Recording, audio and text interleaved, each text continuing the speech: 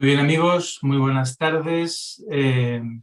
Estamos de suerte en el Instituto Juan de Mariana por varios motivos. Uno de ellos es que nos ha escrito un informe Jesús Huerta de Soto sobre los efectos económicos de la pandemia. Un informe que ha tenido bastante éxito, la verdad, y en el que hace un repaso con 3 puntos de vista analíticos distintos a los efectos tanto puramente de la pandemia como la respuesta por parte del gobierno ante la misma, ¿no? Y tenemos suerte también porque tenemos hoy a 2 personas que nos van a acompañar para analizar precisamente este informe, ¿no? Este artículo académico. Ellos son Eduardo Blasco, que es politólogo y jurista y que es fellow de la Universidad Francisco Marroquín, donde lleva el seminario de seguridad privada y es a su vez estudiante del máster de economía de la Escuela Austríaca. Y colabora mensualmente con un artículo en la sección de comentarios diarios del Instituto Juan de Mariana. Por otro lado, Dani Fernández es fundador de UFM Market Trends y profesor de economía de la Universidad Francisco Marroquín. Tiene un doctorado en economía aplicada en la Universidad Rey Juan Carlos de Madrid y ha sido fellow en el Mises Institute. Tiene un máster de economía de la Escuela Austríaca por la Universidad de Juan Carlos y máster en economía aplicada por la Universidad de Alcalá de Madrid. Y bueno, pues sin más, os doy la bienvenida, Eduardo y Daniel, porque bueno, vamos a repasar los contenidos de este artículo. Muy bien. ¿Cómo estáis? Bueno, pues yo creo que lo más fácil es ir viendo un poco cada uno de los elementos, ¿no? que aborda el profesor Huerta de Soto. Empieza hablando de lo que es los efectos sobre la estructura económica real. Hace una primera introducción sobre el mercado de trabajo, que bueno, es casi como una puerta de entrada, ¿no? a esta mirada a la estructura productiva. Quizá más interesante es cuando habla de los bienes de capital. Y entonces, bueno, aparte de recordar el caso conocido, ¿no? que mencionó John Hicks, por ejemplo, del Decamerón, él menciona que se pueden dar varios efectos, ¿no? Vamos a ir primero a los dos primeros, en particular al primero, ¿no? Dice que puede haber un efecto de contracción, digamos, de shock de oferta en las capas más alejadas del consumo y también se puede producir en las más cercanas. Con el ejemplo pues, de la restauración, el transporte aéreo, el ocio, la hostelería y demás. Pero yo quiero plantearos primero este análisis centrado en la estructura productiva, en lo que es la estructura del capital, que yo creo que hace un análisis fundamentalmente correcto, pero también es cierto que quizá ha echado, aunque se desprende del análisis que hace en su artículo, he echado un poco más en falta una mirada desde el punto de vista de la complementariedad, ¿no? de los bienes de capital y cómo, bueno, pues al estar interrelacionados, ¿no? Algunos procesos productivos con otros, cuando unos de ellos se paran, como fue el caso yo recuerdo el caso al principio que se cerró la economía china, ¿no? Entonces tuvo una serie de efectos dominó sobre procesos productivos que se tenían que parar y demás. ¿Cómo veis vosotros esta primera parte del artículo? ¿Quién Dani. empieza? Ok, bueno, gracias José Carlos, gracias al Instituto Juan de Mariana, la verdad que es un placer siempre hacer actividades con vosotros. Bueno, pues por contestar a tu pregunta, yo también he echado en falta eso, básicamente un análisis más lachmaniano, si se quiere, de estructura de capital, aunque tengo que reconocer que estoy bastante de acuerdo con prácticamente todo lo que ha dicho Huerta de Soto en esta primera parte, es decir, efectos sobre el mercado de trabajo, creo que por muerte de gente, ¿no? Que eso que por comparación con otras pandemias no hay. Puede que sí exista un efecto permanente en el mercado de trabajo por todo el jaleo, por por la respuesta que está haciendo el sector público de muchos países a la crisis. Eso sin ninguna duda sí va a ser un problema, aunque eso lo trata más adelante, pero al menos de cambio en la estructura del mercado de trabajo no necesariamente. Cambio en la estructura de capital tampoco necesariamente. Una de las cosas que él está diciendo es, bueno, lo que tenemos es un parón, un shock de oferta, y ese parón y shock de oferta lo que tenemos es el momento que nos dejen volver a ir a trabajar.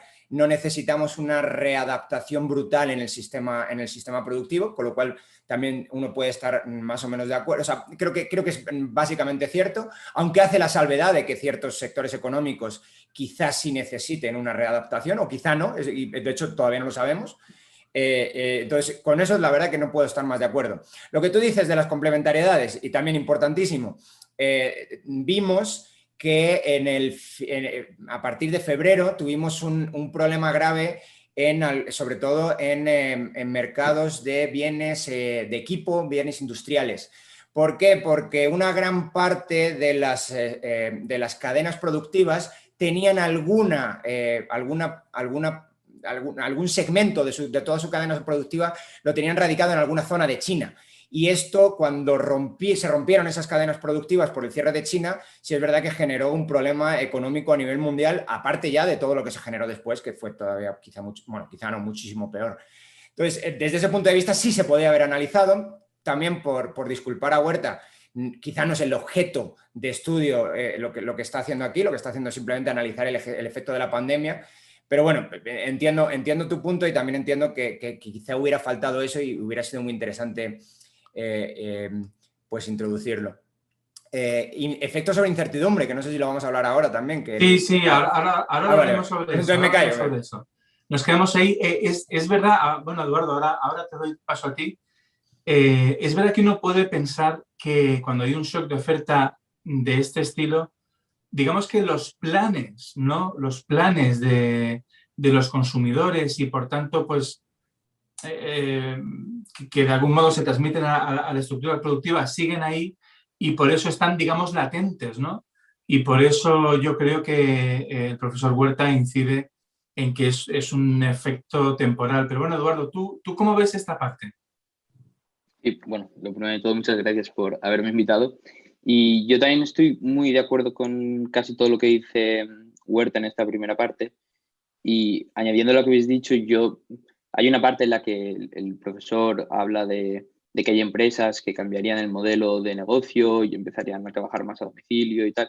Y yo creo que este cambio tardaría mucho más en darse por el capital nuevo. Yo creo que costaría mucho renovarlo. Bueno, no mucho, pero sería de las últimas cosas que se renovarían en caso de que la pandemia continuara y la incertidumbre continuara, porque yo creo que la lógica del empresario sería antes contratar nueva mano de obra que nuevo capital.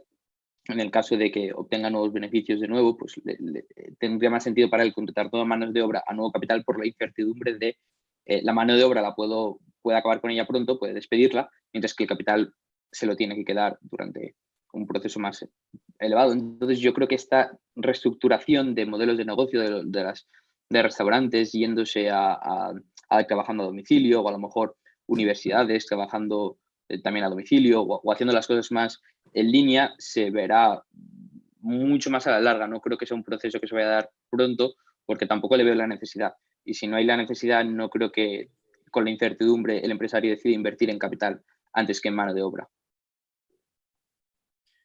Muy bien, y has mencionado la incertidumbre y es un elemento en el que incide también el profesor Huerta. Habla de demanda de dinero. De nuevo, vuelvo a mencionar al Decamerón, pero bueno, lo que viene a decir el profesor Huerta es que ante una situación de incertidumbre puede haber un aumento en la demanda de saldos reales, ¿no? Es decir, digamos que un aumento de la cantidad de dinero, si se mantienen los precios, pues un aumento de saldos reales. Entiende que también es un elemento temporal, como el propio shock de oferta, y que de algún modo también lo acompaña. ¿Cómo lo veis? Bueno, sobre el efecto de la incertidumbre, igual podemos separarlo en el momento inicial puramente de la pandemia, cuando se rompieron esas cadenas de suministros, y también me gustaría quizá vincularlo con el concepto de antifragilidad de Taleb. ¿No? Taleb ha criticado mucho, sobre todo al inicio de la pandemia, ¿no? Criticó mucho esta excesiva, ¿cómo decirlo? Excesiva no tecnificación, una excesiva, ¿cómo decirlo? Productividad tampoco es la... Sí, bueno, búsqueda de la productividad sin buscar la seguridad o sin buscar de alguna manera o intentando o haciendo un shortcut al tema de la seguridad. Entonces, en el momento en el que se rompen esas cadenas productivas, lo que tenemos es un shock de oferta brutal en otras partes de las economías que no estaban necesariamente cerradas. Es decir, tuvimos que cerrar partes de la economía simple y llanamente porque teníamos una sobreespecialización, es la palabra, una sobreespecialización productiva en algunas zonas de las economías. Entonces, parece que este shock lo que ha provocado es que muchas empresas estén buscando, y con toda la razón del mundo, estén buscando lugares alternativos en los que conseguir partes de los procesos productivos, aunque no sean los lugares óptimos. No pueden que no sean los lugares óptimos de manera, que esto es algo que también le gusta mucho a Huerta de Soto, la terminología suya, de manera estática, sin embargo, de manera dinámica a la hora de que te estés preparando ante un nuevo posible shock o un nuevo posible incremento o incremento en las medidas de restricción económicas, puedas tener una vía B que sea suficientemente confiable para proporcionar bienes y servicios, en este caso bienes de capital estaríamos hablando, o servicios productivos en algún otro lugar. Eso es algo que bueno, pues creo que estoy muy de acuerdo con Taleb, ¿no? Esa ultraespecialización de la cadena productiva genera fragilidades y las fragilidades generan pérdidas dinámicas en los beneficios de las empresas y también en la coordinación de la economía. Por el lado de la demanda de dinero, pues sí, efectivamente, pues uno puede pensar que va a incrementar mucho la demanda de dinero. Hay gente que estaba diciendo que incrementaba la demanda de dinero porque no habían que gastarlo. No creo que esto fuera cierto. Incrementa la demanda de dinero porque incrementa mucho la posibilidad de que quizá te quedes sin empleo. No sabíamos si los gobiernos ahora están regalando dinero a todo el mundo, pero no sabíamos si el gobierno te iba a regalar dinero, por lo tanto tiene todo el sentido del mundo que recortes gastos no esenciales. Entonces, lo que Huerta está viendo es que quizás si la pandemia no ha sido tan grave y vamos a volver todos al trabajo, que esto es otra vez, yo lo pongo quizá un poco más en duda este punto, entonces la incertidumbre volverá a bajar y las demandas de sala de caja volverán a bajar. Es decir, que se produciría un primer ahorro, pero un ahorro que va a la liquidez más que plantearse, digamos, inversiones más a medio y largo plazo que pensadas en reconstruir, pues eso. La verdad es que tiene sentido. Eduardo, ¿qué tienes que decir a este respecto? Sí, estoy muy de acuerdo con Daniel y yo creo que uno de los papeles uno de los factores que más importante tienen aquí es el tema de la incertidumbre, de la gente no sabe en ningún gobierno, saben qué te puede pasar mañana, sabes si vas a volver, si va a haber otra ola, si va a ser una justificación o no para otro encierro. Entonces sí que creo que la gente va a continuar demandando más dinero y sí que se producirá un efecto como el que comentaba Daniel. Y aquí es una de las críticas que le haría a Huerta de Soto, porque yo sí que entiendo el dinero como un bien de capital. Huerta de Soto lo entiende como un bien sui generis, como un bien de intercambio únicamente. Yo sí que lo entiendo como un bien de capital. Es un seguro, es una inversión contra la incertidumbre del pasado. Es como contratar una póliza de seguro, pero en dinero, en un bien que es el dinero. Por tanto, sí que creo que esta demanda se esté demandando más bienes de capital. En este caso concreto, en el de el dinero. Entonces, la ratio de bienes de consumo a bienes de capital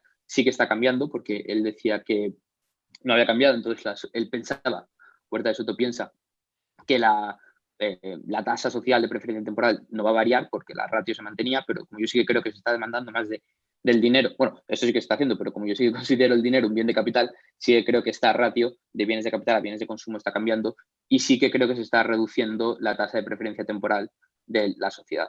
Y entonces ahí, por lo menos por ahora, creo que se estará dando esa reducción y solo no me atrevería a decir hacia dónde apunta esto, porque depende de muchas cosas, sobre todo de la capacidad en un futuro de los empresarios de trabajar o no trabajar, y son trabajadores igual, y de tenerla por lo mismo que pasaba antes. Como creo que existe esta incertidumbre, creo que existe este atesoramiento, lo que yo estimo que los empresarios harán con ese dinero, o tiene más sentido para mí, será eso, contratar más mano de obra antes de invertir en más capital, por lo que en el momento en que se vaya haciendo eso y se vaya contratando cada vez más mano de obra, la tasa de preferencia temporal, la ratio se volverá a igualar. Así que estaremos ahí ahora se está reduciendo hasta que los negocios en general se vuelvan a abrir más, que creo que ahí sí que volveremos a la ratio normal sin ninguna prisa, o sea, sin ningún problema.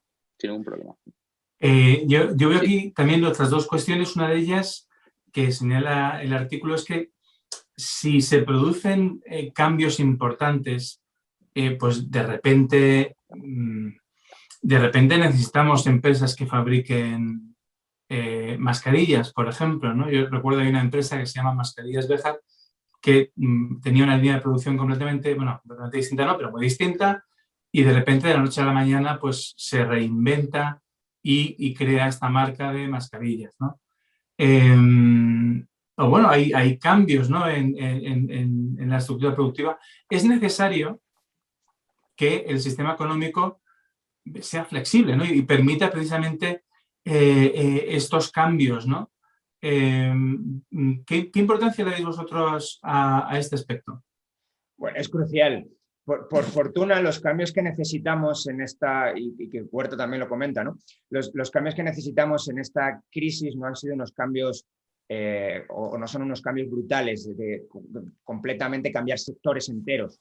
Entonces, los bienes de capital, los austriacos consideran que son heterogéneos, pero además de ser heterogéneos se considera multiespecíficos. O sea, esta palabra es una palabra, bueno, ya sabéis, los economistas casi siempre nos inventamos palabras para parecer muy inteligentes, pero en realidad es algo relativamente sencillo de entender. Un bien multiespecífico significa que no vale para cualquier cosa y vale para algunas cuantas cosas y se puede readaptar siempre o casi siempre con algún incremento nuevo en el ahorro a otros factores, a otros lugares, a otras áreas de la economía. Cuando esto tiene que ocurrir de forma masiva, y en España lo entendemos bien por la enorme crisis que estuvimos sufriendo hasta prácticamente el año 2013, cuando esto tiene que ocurrir de forma masiva es lento, es doloroso y además no solamente tienen que cambiar los bienes de capital, sino tienen que cambiar también algunos trabajos complementarios con los bienes de capital, como puede ser, simplemente lo que llamamos hoy en día capital humano. Necesitamos menos arquitectos y necesitamos más ingenieros industriales. No lo estoy inventando, pero bueno, por poner el ejemplo. Entonces, por fortuna en esta crisis no hemos necesitado eso. Lo que hemos necesitado han sido cambios muy en el margen. Todavía está por ver si vamos a necesitar cambios mucho más fuertes, y esto es algo que en principio ni siquiera ningún economista puede decir. Estos son los empresarios con un proceso de prueba y error los que tendrán que ver exactamente qué es lo que necesitan los consumidores y tendrán que intentar anticiparlo. En cualquier caso, nosotros como economistas lo que podemos decir es que si dejamos que ese proceso de prueba y error tenga lugar, sin interferirlo o al menos interfiriéndolo lo menos posible, como Second-Best, lo que tendremos será una solución mucho más óptima que en el caso contrario. Es decir, si lo que dejamos es que sea los empresarios los que empiecen a analizar cuáles son las necesidades de los consumidores y empiecen a proveérselas porque están completamente en su interés hacerlo, porque van a ganar mucho dinero con ello, esas necesidades de los consumidores serán realmente satisfechas en ese proceso de prueba y error, y el empresario que no lo haga, no sea capaz de hacerlo, usualmente es borrado del mapa, y el empresario que sí lo hace usualmente tiene incrementos de sus recursos, incrementos de sus bienes de capital y puede seguir ejerciendo, votando en el mercado y ejerciendo sus decisiones en el mercado. Entonces, pues bueno, desde este punto de vista, claro, necesitamos una estructura productiva lo más flexible posible, y en este caso, siendo tan flexible, o sea, si fuera flexible, que no lo es por desgracia, pero bueno, si fuera muy flexible, teniendo en cuenta que los cambios son relativamente pequeños, no hubiéramos tenido ningún problema de acceso a ningún tipo de bien en esta pandemia. En otros lugares, en otros momentos, incluso con estructuras productivas muy flexibles, cambiar una estructura productiva entera es muy costoso y muy intensivo en tiempo y además en ahorro. Entonces, la estructura productiva flexible vale siempre, Sin embargo, no siempre produce el resultado, un resultado instantáneo, como quizás sí lo ha podido producir en esta pandemia o se podría haber producido en esta pandemia. Pero sí parece sí parece apuntarse ciertos cambios que pueden apuntar a un futuro más lejano. Es verdad que ha habido una necesidad digamos, inmediata de recurrir al teletrabajo. En cuanto podamos movernos libremente por la calle, sin mascarillas, sin ese tipo de cuidados, podamos vernos en sitios cerrados y demás, que eso llegará, en principio llegará, pues se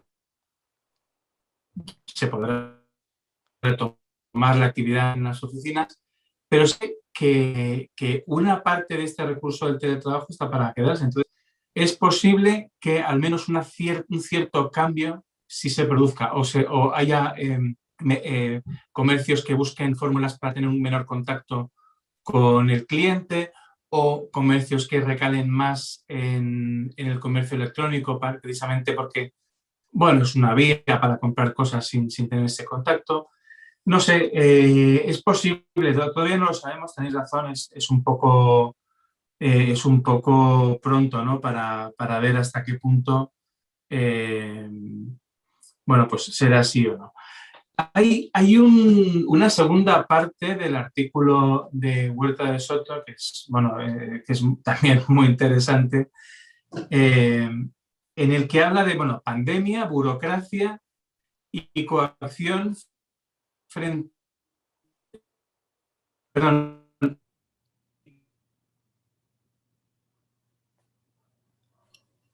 Creo que hemos perdido a José Carlos. Sí, se está congelando. Sí. José Carlos, te hemos perdido por unos segundos. A ver ahora. Sí, ¿me oís ahora? Sí, creo que sí. Sí, sí. Bueno, decía que hay una segunda parte que ha titulado Pandemia, burocracia y coacción frente a la coordinación y que habla un poco de la crítica austríaca al intervencionismo. Dani, ¿tú cómo ves esta parte?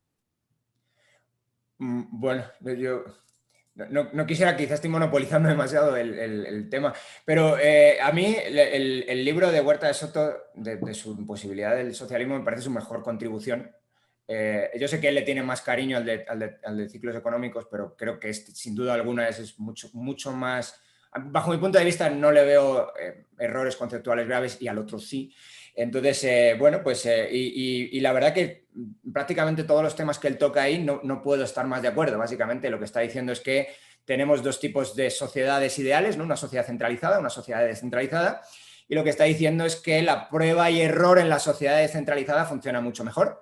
Y estoy completamente de acuerdo con lo que él está diciendo. Luego tiene muchos puntos que saca de otros libros, ¿no? Pero tiene muchos puntos muy interesantes de qué se ha hecho mal en esta pandemia.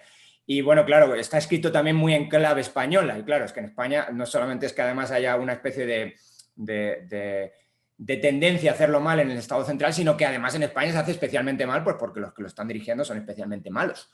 Pero en cualquier caso, pues la verdad que no puedo estar, en esta parte quizá no puedo estar más de acuerdo con toda la presentación tanto del problema teórico como la aplicación a la pandemia que hace Huerta de Soto.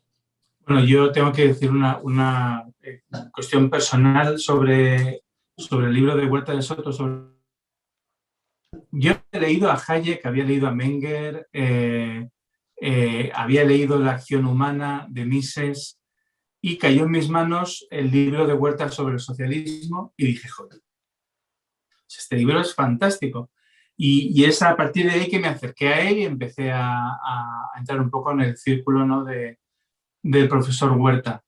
Es un libro que yo creo que hay que leer. O sea, es un libro que es muy y especialmente bueno. El artículo pone varios ejemplos, si queréis, luego vamos a algunos de ellos, pero yo quería hacer una pregunta, Eduardo. Él habla de otros efectos del estatismo que van más allá de la crítica al intervencionismo, la crítica, digamos, al socialismo o a la planificación propia de la economía austríaca. Habla de otros efectos del estatismo, ¿no? Y uno de ellos es el intento por acrecentar el poder, es decir, se produce una situación de crisis. La gente, claro, enseguida tenemos esa costumbre, ¿no? Enseguida miramos al Estado como diciendo al gobierno, diciendo, bueno, ¿y ahora qué hacemos, no? ¿O qué vas a hacer por nosotros? Y suelen aprovechar estas situaciones de crisis precisamente para acrecentar el poder. La actuación, además, del gobierno español ha sido, bueno, ha mentido mucho, ha ocultado el problema. En fin, Eduardo, ¿cómo ves esta parte del análisis de Huerta de Soto?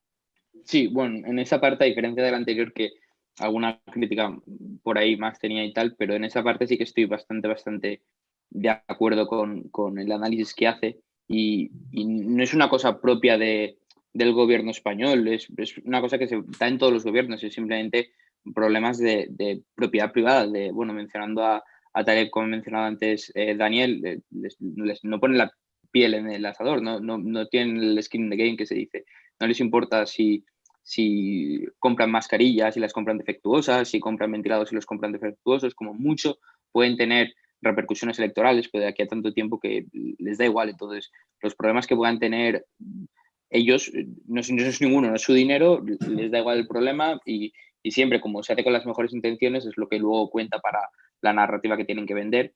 Y ha habido muchos errores. Y yo, leyendo esta parte, me acordaba mucho de un libro que escriben los de los obstáculos del George Mason, Emily Chamberlain Wright y Virgil Storr, que era sobre la política del Katrina y qué pasaba después del Katrina. Y igual, te ponían los ejemplos de los estados y a lo mejor de varios estados afectados y te lo comparaba y veías que en el estado donde había habido más intervencionismo siempre era donde peor se podían solucionar las cosas y como la gente tenía que huir de un estado a otro para poder vivir siquiera, para poder ganarse la vida, porque en un sitio ya no podían. Y es un poco lo mismo, que ya no es tanto solo el caso español, sino es la planificación central. Es imposible, para empezar, y para continuar no tienen los incentivos correctos para operar bien. Si fuera nuestra propiedad privada, si fuéramos nosotros los que tuvimos que hacer la compra, ya nos aseguraríamos de que sería lo mejor. Y si se hiciera a través de empresas privadas únicamente, ya nos aseguraríamos de que quien lo ha hecho mal fuera despedido y tuviera que pagar por los costes de sus acciones. Como eso no lo vemos, ni creo que lo vayamos a ver pronto, pues los políticos no sufren esos costes. Son bienes privados y males públicos, ¿no? Los males que hace los políticos los sufrimos todos y los bienes los sufren ellos. Si alguna vez por casualidad hacen algo bien, pues eso es la medalla que luego se ponen. Entonces, es algo endémico de cualquier gobierno y cualquier estado, ¿no? En el caso español a lo mejor ha sido un poco más exagerado por quién tenemos en el gobierno, pero no podría señalar un país y decir esto lo ha hecho correctamente. Todos han sufrido de lo mismo. Y voy a apelar a tu condición de politólogo.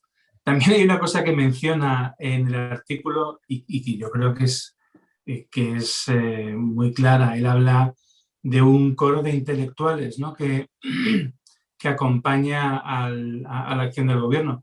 Si hay una profesión que está absolutamente desacreditada, es la de los periodistas de divulgación científica, porque es que han acompañado los mensajes del gobierno diciendo una cosa y la contraria y sin ningún tipo de reparo. ¿Cómo ves el papel de los intelectuales en un momento de crisis, ¿no? como el que ha podido sufrir España? El que era de esperar. Tienen trabajos que solo se mantienen por ayudas públicas. Empresas, los periodistas y algunos intelectuales que trabajan en cadenas de medios de comunicación solo se mantienen por ayudas públicas. Muchos profesores viven y su búsqueda son ayudas públicas para complementar su salario como profesor de universidad, por ejemplo. Entonces, están haciendo lo que los incentivos les mandan a hacer, que es mantener su trabajo y hablar bien de quién le tiene que pagar el salario. Entonces, son empresas que si no fuera por la ayuda estatal y por el soporte estatal, no existirían. Son lo que se llama las empresas zombies, ¿no? Que están aquí simplemente por ayuda estatal y por medios y por intervención, si no las veríamos. Entonces, pues bueno, tienen que hacer lo que tienen que hacer y ese es su trabajo, pero el problema de los intelectuales ha sido siempre el mismo, que realizaban trabajos que difícilmente se podían mantener a través del libre mercado y defendían ideas que a lo mejor la gente no quería escuchar, porque sí que vemos muchos intelectuales que perfectamente en el libre mercado se pueden mantener, pero porque defienden ideas interesantes, ideas que la gente puede ver que es cierta, pero cuando defiendes ideas que son fácilmente discutibles y que fácilmente puedes demostrar que son falsas, pues la gente no te va a apoyar, y si no te apoya la gente tienes que conseguir un medio, que en este caso son las ayudas estatales, para poder mantenerse y poder continuar con su trabajo. Hay un tema... Dani, ¿tienes algo que decir? Sí, bueno, yo era un tema que es más un ejemplo. Como ya sabéis, en mi caso pues tengo un pie en 2 países, o sea, un pie en cada país, tengo un pie en Guatemala, otro pie en España. Y es interesante, Guatemala es un estado cuasi fallido, no es fallido del todo, pero bueno, no tiene control de gran parte del territorio, por ejemplo. Y es bastante interesante ver cómo el efecto de la pandemia ha sido muchísimo menos grave en Guatemala que en España, lo cual pues, no deja de llamar la atención que un país relativamente pobre, con un sistema de salud que cuasi inexistente también, haya tenido muchísimo menos muertos, no ya en términos generales, se entiende, siempre que hablamos de menos muertos, se entienden también en términos relativos, y de cómo ni se ha visto, ni ha habido una cantidad de muertos enorme, ni tampoco ha habido una caída en la actividad económica brutal. De hecho, es bastante interesante también que donde más ha caído la actividad económica ha sido en los lugares donde el Estado sí tiene presencia, donde tiene mucha presencia y donde de verdad, por ejemplo, en la ciudad de Guatemala, o ni siquiera en la ciudad de Guatemala, en los lugares más desarrollados de la ciudad de Guatemala es donde tiene de verdad presencia el Estado. Como hay presencia, no nos dejó ir a trabajar, como no nos dejó ir a trabajar, casi mata de hambre gente. Entonces, bueno, es bastante interesante cómo uno podría haber pronosticado, de forma errónea, por supuesto, pero podría haber pronosticado que como aquí no hay un Estado fuerte que nos está cuidando, pues hubiera habido un montón de muertos en Guatemala. Además, Guatemala, que ya tiene problemas de desnutrición y cosas así, pues aquí hubiera venido la enfermedad y hubiera matado a todo el mundo.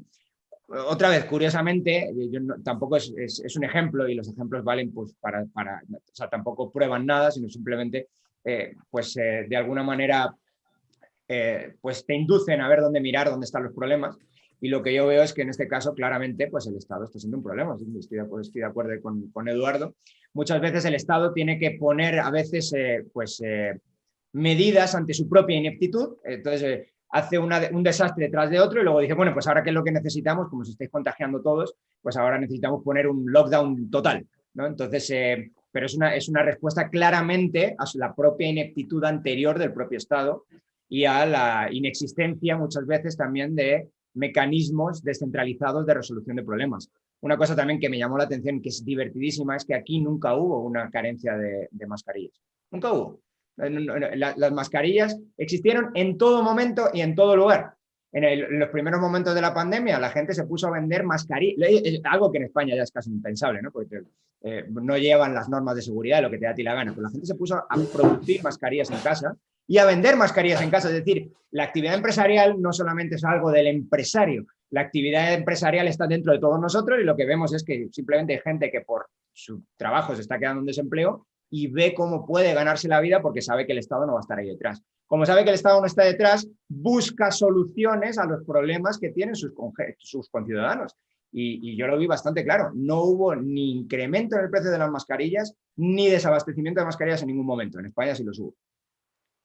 Sí, yo a eso la explicación que le daría o un razonamiento que para mí tendría sentido es que cuando no tienes a alguien que te está diciendo haz esto, haz lo otro y con quien tú pones una fe ciega, como es aquí el caso con el Ministerio de Sanidad, por ejemplo, que por tener el revestimiento del Ministerio de Sanidad tiene una especie de halo especial, eres tú quien te busca las medidas, quien se protege, quien se encarga de saber cuál es la manera más efectiva de protegerte, ¿no? Porque aquí ¿cuánta gente habrá enfermado o muerto siquiera simplemente porque el gobierno estuvo durante meses diciéndonos que las mascarillas no servían para nada y que no hacían falta? ¿Cuánta gente? Pues si aquí te dicen eso, la gente se lo cree, la gente hace vida sin mascarilla, luego te dicen lo contrario, pues ya empiezas a crear, para empezar, escépticos de, no, pero me han dicho lo contrario, ahora que sí. Y como son muchas cosas, cuando delegas el pensar, ¿sabes? Y utilizas lo que te dice el gobierno como heurística de cuál es la manera correcta de actuar, tú ya no estás pensando, entonces pasan estas cosas, que el gobierno pues, se puede equivocar y te hace que te equivoques. Una cosa puede ser por imposición y otra cosa puede ser por recomendación, pero de las dos maneras, si te lo impone y es malo, es culpable directamente, y si no, pues ya la culpa es tuya si solo te lo recomienda. Pero aquí se nos dijo una cosa, luego la otra.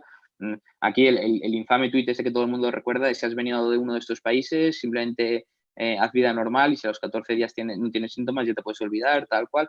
pues bueno, pues ¿cuánta gente habrá hecho eso? ¿Cuánta gente iría a ver el partido en Milán y luego volvieron e hicieron vida normal porque se lo dijo el gobierno y ni lo pensaron 2 veces? Pues es uno de esos problemas que cuando tenemos a alguien en quien hay gente que le otorga cierta responsabilidad, pues, o cierta veracidad, pues te olvidas tú y ya no tienes que pensar en tengo que cuidarme. Y bueno, eso yo creo que ha sido uno de los grandes problemas. Sí, también hay otro elemento que menciona el artículo, porque hemos hablado de la actuación del gobierno, pero el profesor Huerta habla de un cierto servilismo por parte de la población española. Yo ahí tengo que decir que un poco comprendo ese posible servilismo porque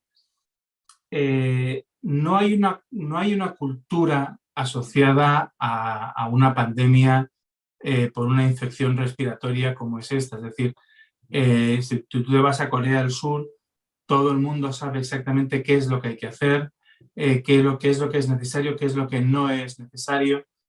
Entonces, estamos en una situación de una gran incertidumbre, no sabemos realmente cómo se contagia el virus y lo que estamos deseando es que los medios de comunicación y el gobierno y las instituciones nos den una guía clara, ¿no? Lo que hay que hacer es esto o lo otro. Y la gente, pues en general, hace lo que le dicen porque de repente se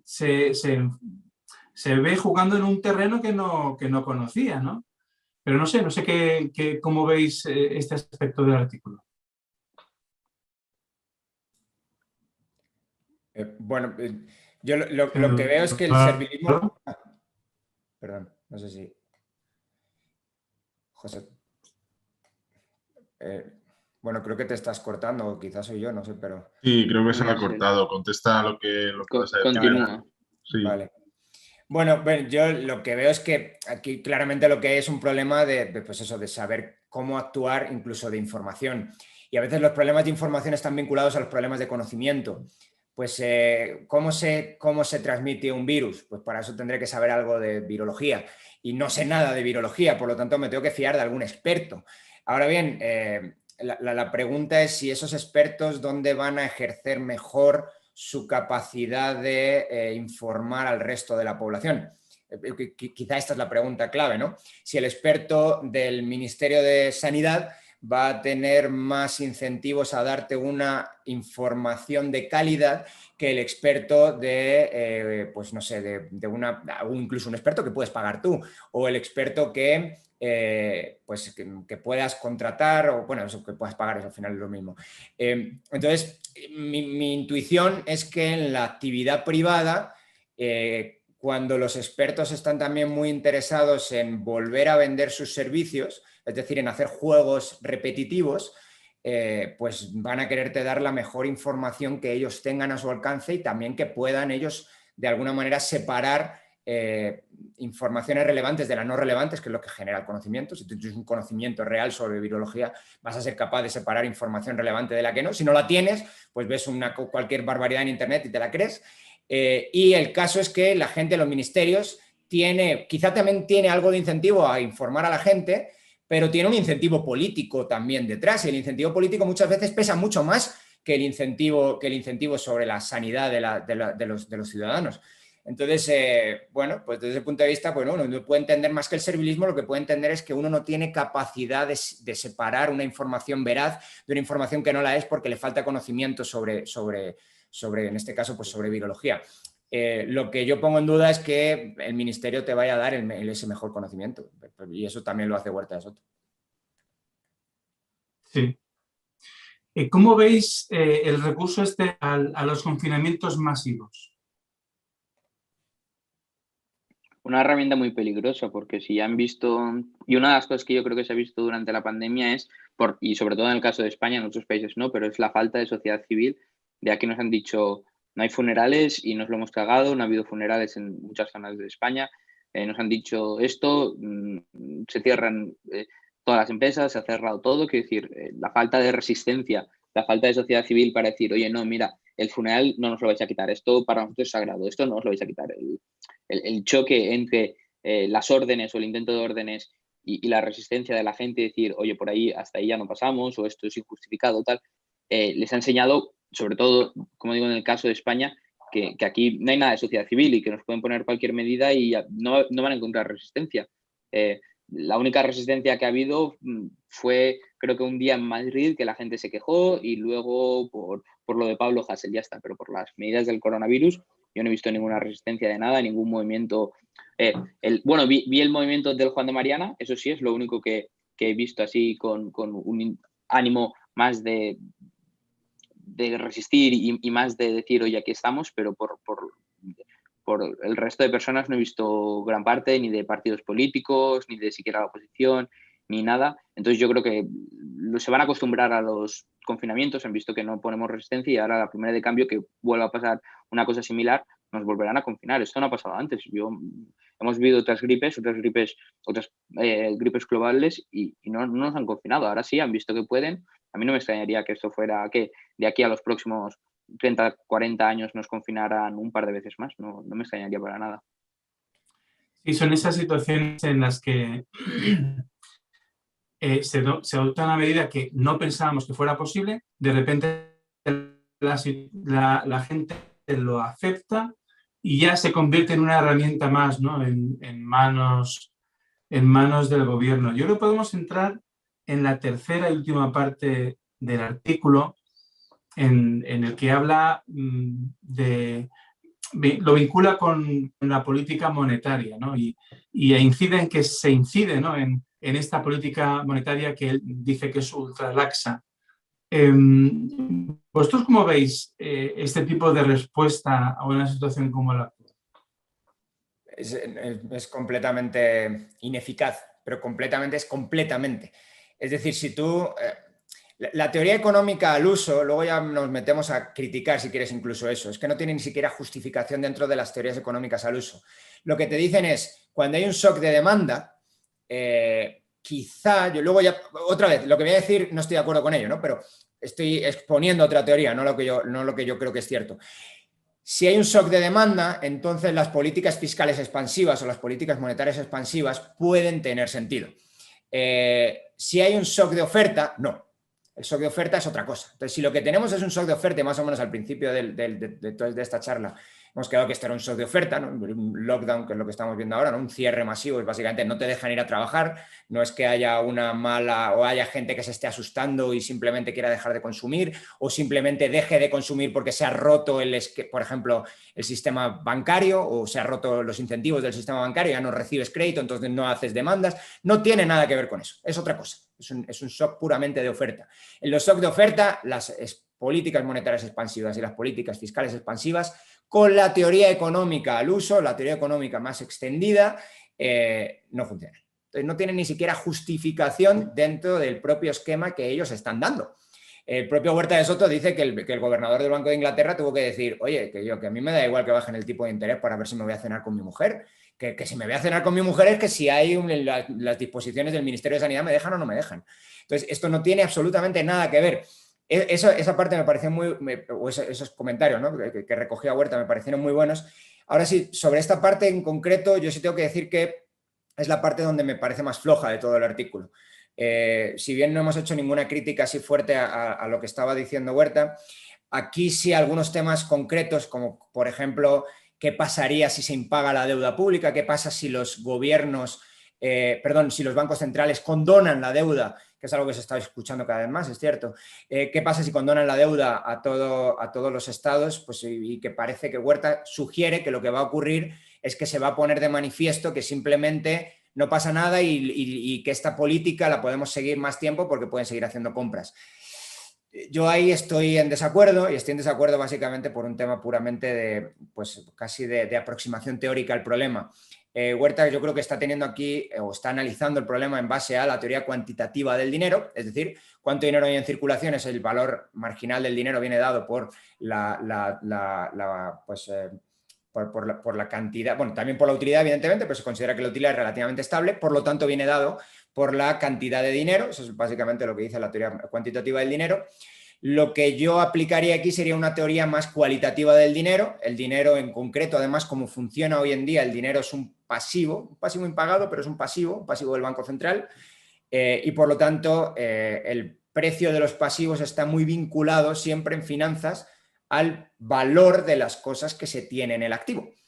Entonces, si tú, y esta es mi interpretación del asunto, si tú borras una enorme parte, prácticamente la mayor parte del activo del Banco Central Europeo, vas a borrar la mayor parte del valor del euro. Entonces, a mí eso me parecería mucho más peligroso y mucho más problemático de lo que Huerta siquiera deja entrever en estas líneas. Y yo coincido contigo esencialmente. Yo no entiendo desde el punto de vista teórico, ¿no? Y partiendo de lo que es digamos, el mainstream, ¿no? No entiendo la respuesta de, bueno, pues, de aumentar la cantidad de dinero en circulación como respuesta a un shock de oferta. Yo creo que tiene más que ver con que los gobiernos han buscado una respuesta en el gasto público y de algún modo hay que financiarlo, pero es decir, yo no acabo de entender muy bien esto. Eduardo, ¿tienes algo? Sí, aquí estoy bastante de acuerdo contigo, José Carlos, y sí que creo que ha sido una búsqueda del gobierno sobre todo de justificarse y de tener nuevas herramientas para continuar con las políticas que llevaban, porque si no llega a ser por la nueva creación de dinero, muchas de las políticas que han puesto en marcha les serían siquiera inviables. Entonces yo creo que la justificación no la podemos encontrar en una justificación teórica de la economía de que tenga sentido económico hacerlo, sino una justificación política de qué es lo que buscaban, y como lo que buscaban era poder mantenernos encerrados más tiempo y como lo que buscaban era poder implementar la otra política, pues esta ha sido la excusa perfecta para hacerlo, para tener la justificación, porque por poco que sea, todavía nos justifican algunas de las acciones que toman. Entonces, cuando pueden, lo hacen, y en este caso han encontrado la manera de hacerlo, y se nos ha justificado que era por una razón, pero estoy de acuerdo con Daniel, que no tiene mucho sentido hacerlo así. Y yo seguramente, bueno, mi receta sería bastante distinta a lo que han hecho, pero ha sido por eso, para poder mantenernos encerrados. En algunos sitios les han mantenido más encerrados y han puesto más resistencia, como Estados Unidos, entonces les dan subsidios que luego sirven o no para mucho o no, pero bueno, es lo que hacen y es la manera de poder mantenernos así y poder hacer lo que quieran. Les ha venido, yo creo que bastante bien en ese aspecto. El artículo acaba diciendo que estamos en un callejón sin salida y que o vamos a una gran reestructuración o vamos a una hiperinflación tipo Venezuela. Yo no, lo de la hiperinflación, bueno, podría producirse, yo creo que podría producirse, pero a medio plazo no lo acabo de ver. ¿Cómo lo veis vosotros? Yo lo que veo es que los movimientos naturales en una recesión son movimientos deflacionarios. Claro. Básicamente también como funciona el sistema financiero hoy en día es que hay creación pública de medios de pago y hay creación privada también subvencionada públicamente, o al menos de alguna manera con un compromiso a veces más implícito y a veces más explícito de salvataje. Por lo tanto, también hay una creación privada de medios de pago, como digo, no completamente privada, no sé si lo quieres ver una creación privada, pero con incentivos públicos o con malos incentivos en general. Entonces, desde este punto de vista, lo que ocurre en un momento de depresión es que hay una caída en el crédito en la economía, como tiene muchas veces pues sentido. Cuando hay una caída en el crédito en la economía, también hay una caída en la cantidad de dinero en circulación privado. Cuando digo privado, básicamente es el dinero que genera el sistema financiero. Por lo tanto, como digo, lo más normal es tener movimientos deflacionarios. Además pasa algo también curioso, y es que cuando el sector público, en este caso bancos centrales, incrementa la cantidad de dinero en circulación, a veces nos gusta mucho el símil de que incrementan los billetes, ¿no? Que incrementa la cantidad de billetes en circulación y eso va a generar, o la cantidad de dinero que nos tira a nosotros en el bolsillo. El ejemplo del helicóptero que te pone también Huerta de Soto. Y esto no es exactamente así, o al menos no es siempre así, y desde luego no es necesariamente así. Lo que muchas veces ocurre es que lo que hace es que el Banco Central Europeo incrementa sus pasivos, y sus pasivos en forma de depósitos muchas veces quedan atrapados dentro del propio sistema financiero, que es básicamente lo que ocurre, le está ocurriendo al sistema bancario. El sistema bancario está inundado de liquidez, pero el sistema bancario no lo tiene muy fácil para deshacerse de esa liquidez, puesto que casi nadie puede tener una cuenta en el Banco Central. Dicho de otra manera, si tú vas, José Carlos, o va Eduardo a abrirse una cuenta en el Banco Central, lo echan de ahí a patadas y te mandan a la seguridad, porque probablemente será seguridad privada, por cierto, y te mandan a la seguridad privada a que te saquen de ahí.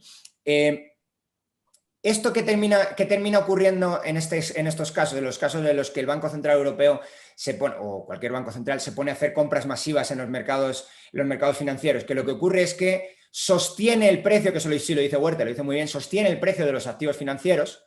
Sin embargo, ese dinero no se filtra fuera de la economía puramente financiera, porque no se puede filtrar fuera de la economía puramente financiera, porque solamente bancos privados y estados pueden tener cuenta en los bancos centrales. Entonces, solamente en la medida en que esos estados, que ahora sí lo están haciendo, pero bueno, solamente en la medida que esos estados gasten, o en la medida en los que los propios bancos privados incrementen la cantidad de crédito en la economía, esos movimientos inflacionarios tendrán lugar. Si no, lo más probable es que ni siquiera tengan lugar.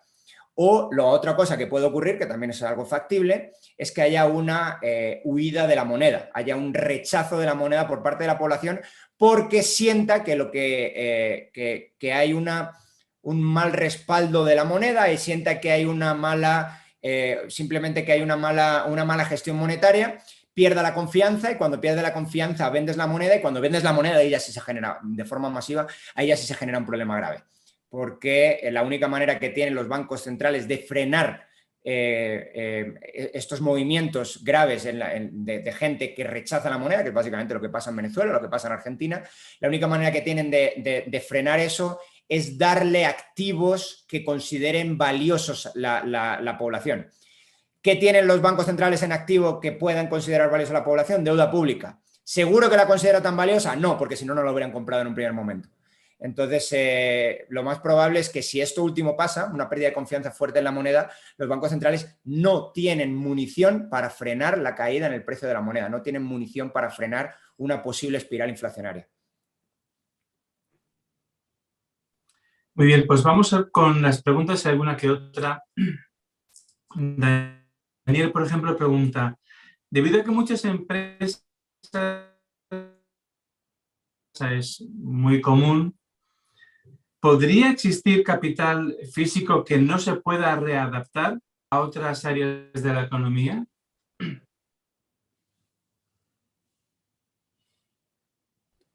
¿A quién va la pregunta?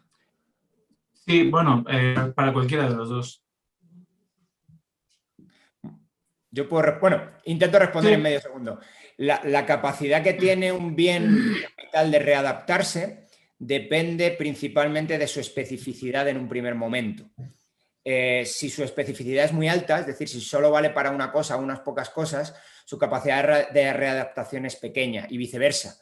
Si tiene una especificidad baja, su capacidad de readaptación es muy alta. También va a depender de la cantidad de ahorro disponible en la sociedad. Cuando tú tienes mucho ahorro disponible, generas recursos extra para acometer la readaptación. Si no hay recursos, o si los recursos, por ejemplo, manteniendo una tasa de interés increíblemente baja, se desincentiva el ahorro, o por alguna otra razón se desincentiva el ahorro, por ejemplo, las medidas inflacionarias desincentivan ahorro, esto podría ocasionar que no existiera capital complementario para readaptar estructura productiva. Y luego lo siguiente también, evidentemente, es el objeto de readaptación. Es decir, si hay un cambio, por ejemplo, como el que tuvimos en España en 2007-2008, a partir de 2009 sobre todo, lo que vas a necesitar es una readaptación brutal. Es decir, vas a necesitar cambiar cementeras por fábricas de vehículos. No sé, otra vez me estoy inventando el ejemplo, pero lo de las cementeras seguro sí es cierto, y lo que no sabemos es qué necesitamos, pues fábrica de vehículos, bienes de equipo, lo que sea. Si ese cambio es increíblemente en las apetencias de consumidores, incluso las apetencias, pues de alguna manera, que los empresarios captan en los consumidores, también la capacidad de readaptación es relativamente más limitada. Muy bien, hay otra pregunta interesante. Adrián Fernández dice: hoy hemos visto que algunas formas de pago, como la Visa, por ejemplo, van a permitir que se puedan hacer transacciones en monedas virtuales, como es el caso de Bitcoin. Bueno, es verdad que esto puede facilitar la transición, ¿no?, de dólares o euros a otras monedas como pueda ser Bitcoin, ¿no? Cuando estabas hablando antes de la idea de vender, pues bueno, pues esto lo puede facilitar, no sé cómo lo veis. ¿Eduardo? Sí, yo que se puede hacer ahora transferencias, creo que era, o pagos con Visa, será una muy buena noticia porque, bueno, uno de los problemas de Bitcoin es el precio de las transferencias, el precio de operar con Bitcoin. Entonces, utilizar otra plataforma como es Visa, como por así decirlo, el medio de intercambio, utilizar el Bitcoin como el depósito de valor, creo que sería una solución bastante buena.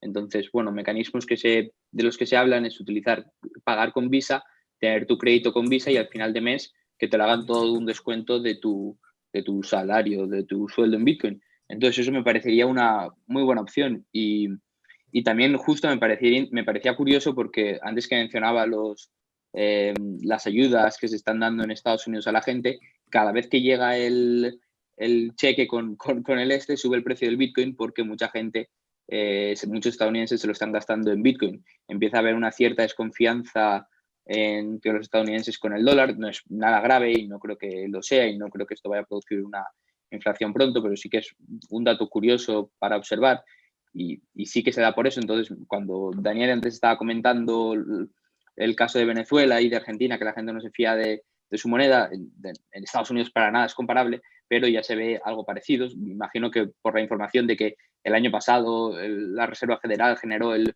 20%, creo que era, de todo el dinero que se había generado en la historia de Estados Unidos, pues con noticias así la gente desconfía del dinero y sí que veo muy factible que poco a poco se vaya pasando a Bitcoin, sobre todo como reserva de valor, si no lo es ya, que yo diría que sí. Sí. Muy bien, amigos, pues muchísimas gracias. Hasta aquí este análisis del artículo de Huerta de Soto, que yo recomiendo que leáis, y os convocamos mañana mismo y con uno de nuestros protagonistas. Tendremos a Eduardo Blasco, que nos va a hablar de la historia de la propiedad privada y su justificación última. Así que nada, un fuerte abrazo a todos vosotros y os esperamos.